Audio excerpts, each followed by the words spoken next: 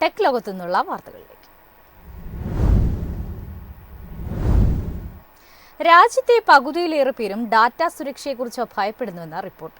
50% പേർ ആധാറിന്റെ ആധികാരികതയെപ്പറ്റി ആശങ്കകുലരെന്നും online community platform നടത്തിയ സർവേ റിപ്പോർട്ടിൽ പറയുന്നു. ഓൺലൈൻ കമ്മ്യൂണിറ്റി പ്ലാറ്റ്ഫോമായ ലോക്കൽ സർക്കിൾ നടത്തിയ സർവേയിൽ ഇന്ത്യയിലെ 87% പൗരന്മാരും വിവരച്ചോർച്ച നടന്നിട്ടുണ്ടെന്ന് വിശ്വസിക്കുന്നതായി കണ്ടെത്തി. തങ്ങളുടെ ഒന്നോ അതിലധികമോ വ്യക്തിഗത ഡാറ്റ ഘടകങ്ങൾ ഇതിനകം തന്നെ പൊതുസഞ്ചയത്തിലോ ഡാറ്റാബേസുകളിലോ ഉണ്ടെന്നാണ് ഇവരുടെ അനുമാനം. 2022 സർവേ ഫലങ്ങളും നിലവിലെ വിവരങ്ങളും താരതമ്യം ചെയ്യുമ്പോൾ തങ്ങളുടെ സ്വകാര്യ വിവരങ്ങൾ പൊതുസഞ്ചയത്തിൽ ചോർന്നുവെന്ന് സ്ഥിരീകരിച്ച പൗരന്മാരുടെ എണ്ണം 72% നിന്ന് നിലവിൽ 87% ഉയർന്നു. ഇതിൽ 50%-ലധികം പേരും വിശ്വസിക്കുന്നത് അവരുടെ ആധാറിൽ നിന്നോ പാൻ കാർഡിൽ നിന്നോ ആകാം വിവരങ്ങൾ ചോർന്നതാണെന്നാണ്. നിലവിലെ സാഹചര്യത്തിൽ ബാങ്കുകൾ, ഇ-കൊമേഴ്സ് ആപ്പുകൾ അല്ലെങ്കിൽ സൈറ്റുകൾ, മറ്റ് സേവനദാതാക്കൾ എന്നിവ ഈ വിവരച്ചോർച്ചയ്ക്ക് ഉത്തരവാദികളാകാമെന്ന ഇവർ അഭിപ്രായപ്പെട്ടതായും സർവേ ഫലങ്ങൾ സൂചിപ്പിക്കുന്നു. News desk MyFin TV.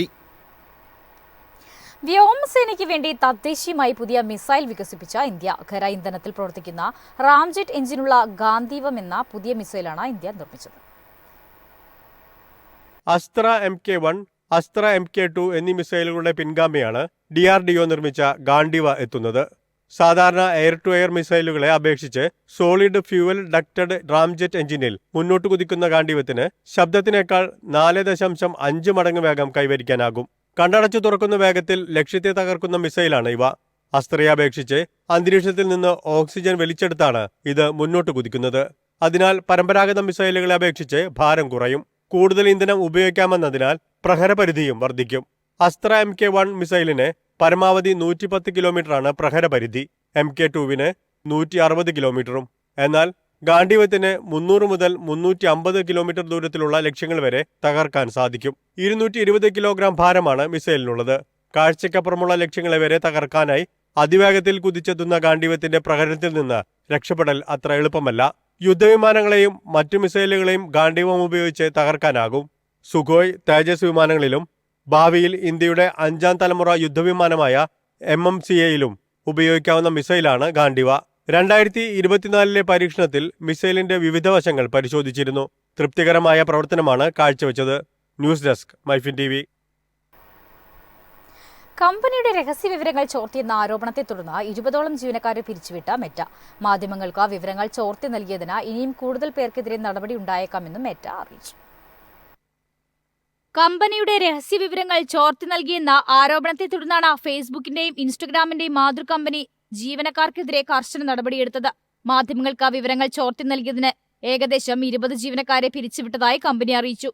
വിവരങ്ങൾ ചോർത്തി നൽകുന്നത് കമ്പനിയുടെ നയങ്ങൾക്ക് വിരുദ്ധമാണെന്നും ഇതിനെതിരെ ജീവനക്കാർക്ക് ഇടയ്ക്കിടെ മുന്നറിയിപ്പ് നൽകിയിരുന്നതാണെന്നും മെറ്റ വക്താവ് ഡേവ് ആർണോൾഡ് പറഞ്ഞു. രഹസ്യ വിവരങ്ങൾ പങ്കുവച്ചത് സംബന്ധിച്ച് അന്വേഷണം നടത്തി ഇതിനെ തുടർന്നാണ് നടപടിയെന്നും അദ്ദേഹം പറഞ്ഞു. ചോർച്ചകൾ തിരിച്ചറിയുമ്പോൾ നടപടിയെടുക്കുന്നത് തുടരുമെന്നും അദ്ദേഹം കൂട്ടിച്ചേർത്തു. അടുത്തിടെയായി മെറ്റയ്ക്ക് ധാരാളം ചോർച്ചകൾ നേരിടേണ്ടി വന്നിട്ടുണ്ട്.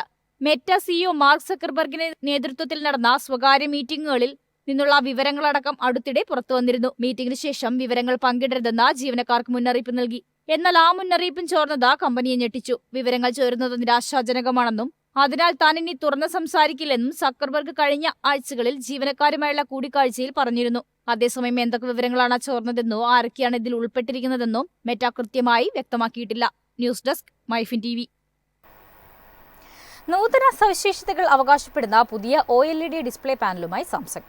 സ്പെയിനിലെ ബാഴ്സലോണയിൽ നടന്നുകൊണ്ടിരിക്കുന്ന മൊബൈൽ വേൾഡ് കോൺഗ്രസിലാണ് കമ്പനി പുതിയ ഡിസ്പ്ലേ സാങ്കേതിക വിദ്യ പ്രദർശിപ്പിച്ചത്. Lead the next wave of display എന്ന് പേരിട്ട പുതിയ online self film display OLED ഉപയോഗിച്ചാണ് പ്രവർത്തിക്കുക. ആംബിയന്റ് ലൈറ്റ് തടയാൻ സാധാരണയായി ഉപയോഗിക്കുന്ന പോളറൈസർ പുതിയ ഡിസ്പ്ലേയിൽ നിന്ന് നീക്കം ചെയ്തിട്ടുള്ളതായി കമ്പനി അവകാശപ്പെടുന്നു.